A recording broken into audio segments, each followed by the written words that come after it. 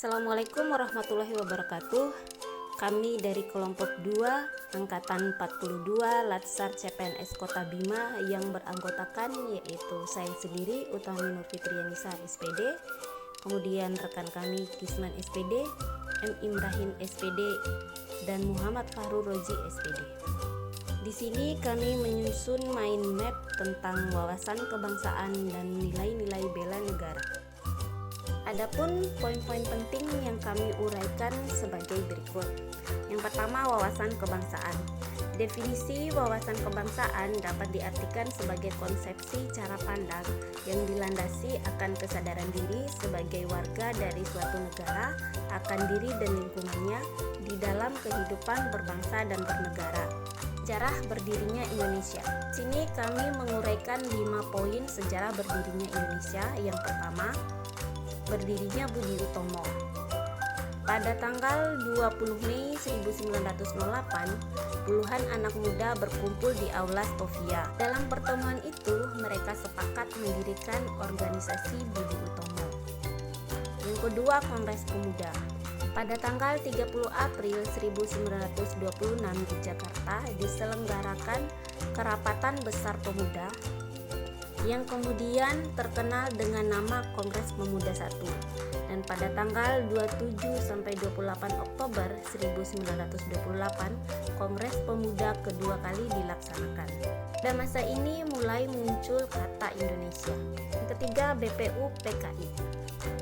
Pada tanggal 1 Maret 1945 dalam situasi kritis, Letnan Jenderal Kumakichi Harada, pemimpin pemerintah pendudukan Jepang di Jawa, mengumumkan pembentukan Badan Penyelidik Usaha-usaha Persiapan Kemerdekaan Indonesia.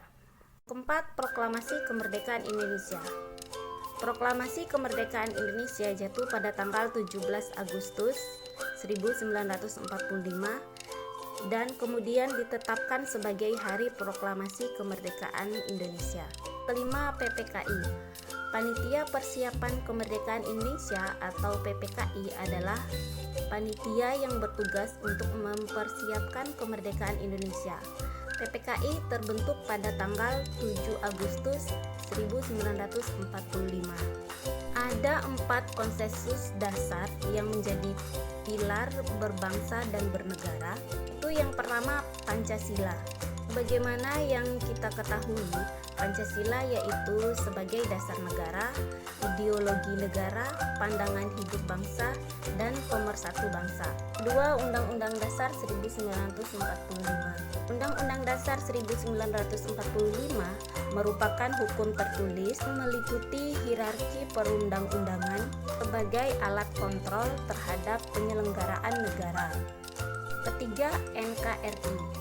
Tujuan NKRI seperti tercantum dalam pembukaan Undang-Undang Dasar 1945 alinea 4 meliputi melindungi segenap bangsa dan seluruh tumpah darah Indonesia, bukan kesejahteraan umum, mencerdaskan kehidupan bangsa, dan ikut melaksanakan ketertiban dunia berdasarkan kemerdekaan, perdamaian abadi, dan keadilan sosial.